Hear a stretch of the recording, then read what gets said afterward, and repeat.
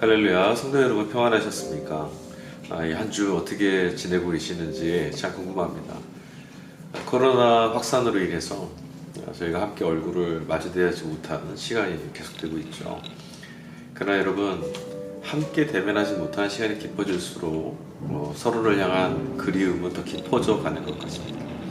모쪼록 주 안에서 평안하시고 같은 성령 안에서 우리 그리스도를 향한, 하나님을 향한 믿음의 길 가운데 함께하고 있다는 사실 잊지 마시고 혼자가 아닌 우리 함께 걸어가는 이 삶의 걸음, 여러분 넉넉하게 걸어가실 수 있기를 간절히 소망합니다. 지난주 성령 강림 후 15주 설교에 관해서 피드백을 좀 나눠보려고 해요. 지난주 우리가 함께 나누었던 15주 설교 제목 기억하세요? 낯설은 사람들, 낯설은 주님. 사실은 지난주 설교를 통해서 주목했던 것은 뭐냐면 예수님을 따르고 예수님을 믿는 그리스도인들의 정체성, 도대체 예수님 믿는 이 성도들은, 교회 공동체는 어떤 삶을 지향하며 살아야 하는가, 이것을 함께 좀 나눠보려고 했던 것이었어요. 지난주 성서일과 본문은 1독서 이렇게 계속 본문이 잠언서 22장 1절부터 23절까지였고요. 그리고 선택 본문이 우리가 같이 봉독했던 이사야서 35장 4절에서 7절, 그리고 2독서는 야고보서 2장 1절에서 17절까지, 3독서 복음서는 마가복음 7장 24절에서 37절까지 말씀이었습니다. 지난주에 가장 핵심되는 단어는 낯설음이었죠. 낯설어하다, 낯설다. 인간은 하나님을 잃고 나서 죄인으로 전락하고 말았습니다. 그 죄인된 인간의 특성이 뭐라고 그랬습니까? 자기중심적인 존재라고 그랬어요. 무엇을 하든, 심지어는 여러분 우리가 교회 활동을 하고 신앙생활을 함에 있어서도 자기중심적인 그 어떤 방향성을 조심해야 돼요. 그럴 때가 참 많거든요. 우리가 주님의 이름으로 많은 일을 하면서도 결국 그 중심 속에 나를 위해서, 내가 중심이 돼서라고 하는 그 일들을 좀 구별하지 못하고 할 때가 참 많이 있습니다. 그래서 인간은 끊임없이 자기중심적이다, 이런 말씀을 드렸어요. 그러면 이게 성경의 인간 선언인데요, 자기중심적인 인간이 그러면 어떻게 될까요? 자기 밖의 상황에 대해서는 두려워하고, 그래서 자꾸 자기 중심으로 수렴하게 되는 거거든요. 그러니까 나 밖에 있는 것에 대해서는 어떤 감정을 갖고 있냐면 두려움의 감정을 갖고 있어요. 그게 우리 본성이죠. 그대로부터요, 인간은 자기 영역을 지켜내는 일에 그것 자체가 생명을 지켜내는 사명적인 사명이라고 생각했었습니다. 뭔가 외세의 공격이 들어오고 낯선 짐승, 낯선 환경이 침범이 올 때마다 삶이 자꾸 무너진단 말이에요. 그래서 그걸 지켜내기 위해서는 자꾸 안으로 수렴해야 돼요. 뭔가 지킨다라는 말은 자꾸 움츠려든다는 말이거든요.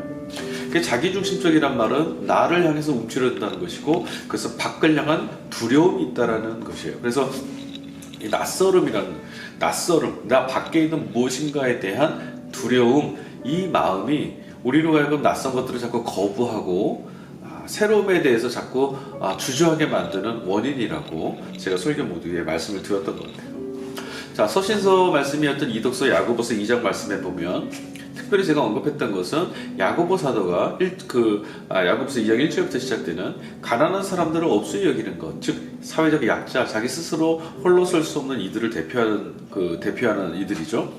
그런 약자들을 업수히 여기는 것, 나보다 못하다라고 가난을 매개로 해서, 이유로 해서, 또는 명예, 부유함, 어떤 것이든 괜찮습니다.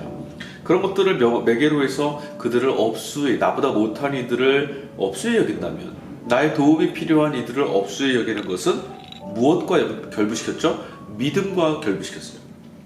야고보 사도는 가난한 사람들을 업수히 여긴다라고 한다면 그 사람 믿음이 없는 것이다. 즉 예수를 믿는 자, 예수의 제자라고 할 수 없다, 이렇게 결론을 낸다고 말씀드렸죠.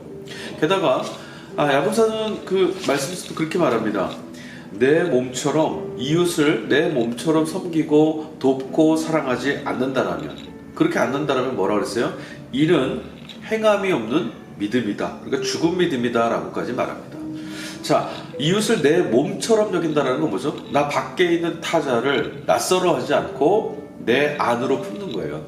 내 안으로 품는다는 말은 나 역시 타자를 향해서 문을 연다라는 거죠. 나를 향해서 움츠려드는 것이 아니라 타자를 향해서 마음을 여는, 이것이 바로 차별을 허무는 방법이죠. 그게 바로 내 이웃을 내 몸처럼 사랑하는 거예요. 그래서 여러분, 하나님이 우리에게 주셨던 하나님을 사랑하고 내 이웃을 사랑하는 것, 예수님이 이보다 큰 계명은 없다고 그랬는데, 이웃 사랑을 하기 위해서는요, 낯설음에 대한 두려움을 극복해야 돼요. 허다한 두려움을 이겨내는 건 뭐죠? 몰아내는 방법은 사랑뿐이 없어요. 그것이 뭡니까? 우리가 먼저 사랑할 수 없으니 용납하는 큰 사랑을 받고 누리는 것. 그래서 거기에 익숙해지고 그 사랑 안에서 자라고 그 사랑이 우리 안에 익어지면 우리도 타자를 향해서 마음을 열 수 있죠. 그게 바로 차별을 무너뜨리는, 두려움을 무너뜨리는, 그래서 내 이웃을 나와 같이, 나와 너는 다르다라고 차별하는 것이 아니라 나와 너의 그 다름을 허물고 한 몸 되는 것, 문을 여는 것, 그것이 이웃 사랑하는 것, 성취된다는 말씀입니다. 자, 그 다음 우리 복음서 말씀으로 들어가서는 예수님께서 그 여행했던 대목인데, 그 여행의 그 여정 가운데 있었던 도시들이 굉장히 좀 주목해서 봐야 된다고 말씀드렸어요. 첫 번째 그 7장 24절 시작에 이 여정이 어디를 가셨다라고 기록되어 있었는데 어디였습니까? 지명이 두로와 시돈과 데가볼리와 갈릴리 바다 부근까지 이르러 여정을 계속하셨어요. 그 지역들이 어떤 곳입니까? 이스라엘 백성들에게 있어서 굉장히 부정하고 더럽고 혐오스러운 곳이었어요. 우리 제일 많이 아는 그 사마리아 땅이잖아요. 마찬가지입니다. 이 두로와 시돈 그리고 데가볼리라는 지역은 이스라엘 가장 북부 최북단에 있는 도시였어요. 그래서 이 외세가 침입할 때마다 가장 먼저 수탈당하고 더럽혀진 땅이었고요. 그리고 이 시대에도요, 예수님이 여행하실 때 이 당시만 해도 로마에게 협력해서 로마로부터 많은 어떤 도움을 받고 자치권을 인정받고 뭐 그랬던 곳이었습니다. 그러다 보니까 이스라엘 백성, 이스라엘 내부에서는 이 지역들은요, 변절자, 배신자, 이교도들과 함께하는 더럽혀진 자들이라고 여겨졌습니다.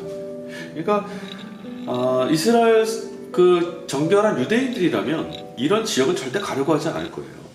우리는 사도행전에 성령의 역사가 시작된 이후 제자들이 예수님 말씀대로 사마리아, 유대 땅끝까지 가는 이 여정을 복음이 잘 전달됐구나 이렇게 쉽게 받아들이지만, 유대인들 입장에서는 사마리아라고는 땅 경계를 넘는 건 정말 죽는 것보다 어려웠던 일이었어요. 아주 혐오스럽거든요. 아주 더러운 일이에요. 끔찍합니다. 손도 대기 싫어요. 얼굴도 마주하기 싫어요. 그런 곳이에요. 근데 예수님이 지금 이곳을 여정 삼아서 걷고 계세요. 그것도 남들이 보라는 듯이 걷고 계시고 일부러 이런 지역만 지금 찾아서 가고 계세요. 이유가 뭐였을까? 그 앞달락에 보면, 그러니까 그 지지난주죠. 14주 설교 때 우리가 나누었던 대목인데요. 그 바로 앞달락에 어떤 내용이 담겨 있습니까? 바리새인과 율법학자들이 장로들의 전통, 그러니까 하나님 말씀, 율법을 어떻게 해석할 것이냐, 어떻게 적용할 것이냐를 정해놨던 장로들의 전통을 가지고 예수님과 예수님의 제자들을 비난했던 대목이 나와요. 그렇죠? 그래서 예수님이 뭐라고 하셨어요? 무엇이든 사람의 밖에서 사람 안으로 들어가는 것이 사람을 더럽게 하지 못한다. 즉, 더러움은 어디 있다는 거죠? 우리 안에 있다는 거. 그래서 그들을 고발하셨었죠. 어쨌든 그들과 설전을 나누신 이후였기 때문에 이스라엘 가장 유력자들이 예수님과 예수님의 제자들 그 일행을 불온하게 여기고 있었어요.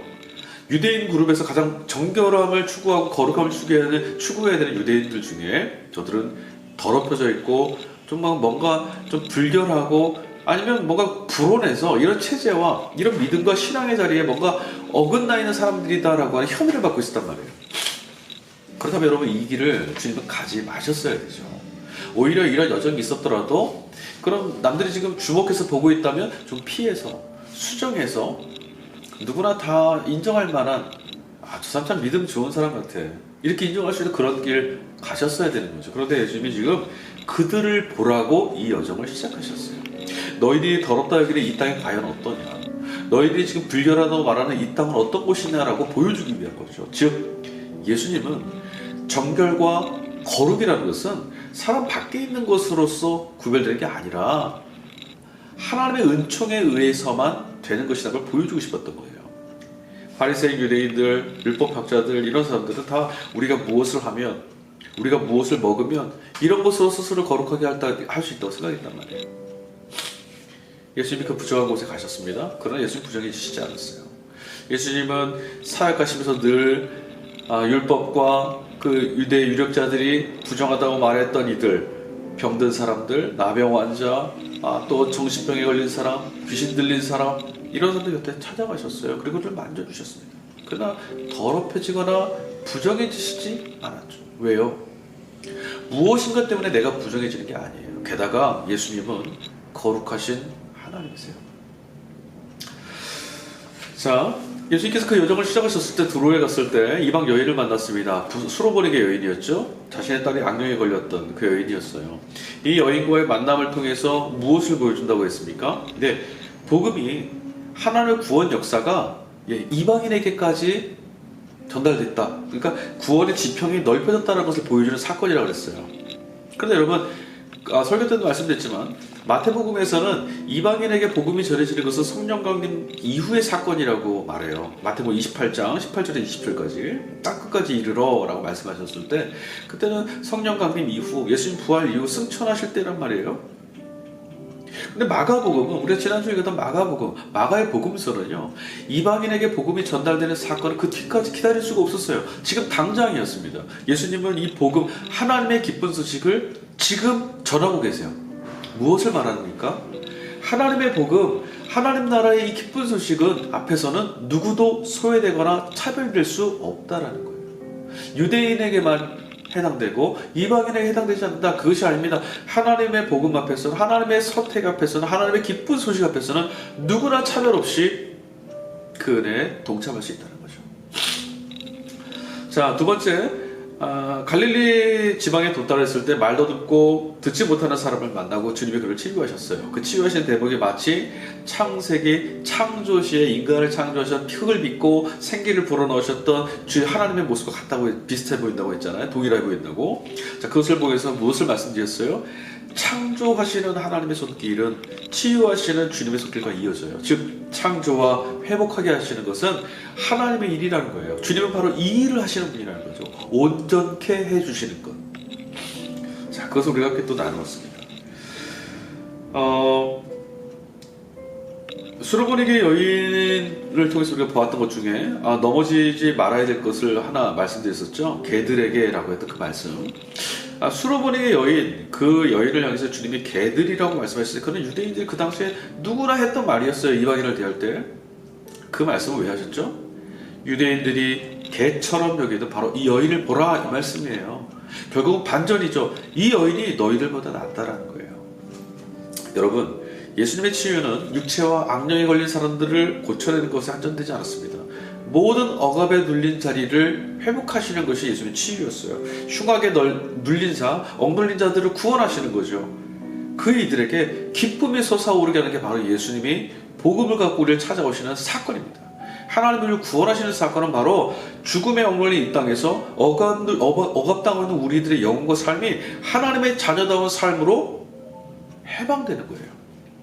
바빌론 포로로 끌려갔던 이들이 기쁨을 안고 순례자로 돌아오는 것처럼. 즉 차별은 하나님을 멸시하는 것이에요.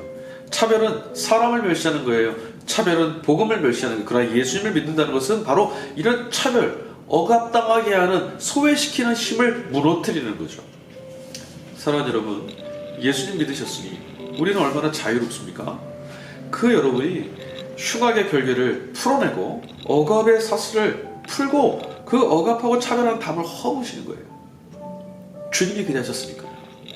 이것을 누리고 이것을 전하는 것이 억압하는 모든 힘들을 파괴시키는 것입니다. 구원의 능력에 기대는 것이죠. 사랑하는 여러분, 오늘 여러분의 영혼을 짜부러뜨게 만들고 억누르는 것이 있습니까? 예수님이 우리와 함께 계십니다. 그 억압에서 벗어나게 하시는 분, 치유하시는 분, 그분이 바로 우리 주님이십니다. 주님을 믿고 주님과 더불어 사십시오. 그 일들을 기억하십시오. 주님 지금 우리 안에 함께 계십니다. 돌아온 주일에 다시 뵙겠습니다.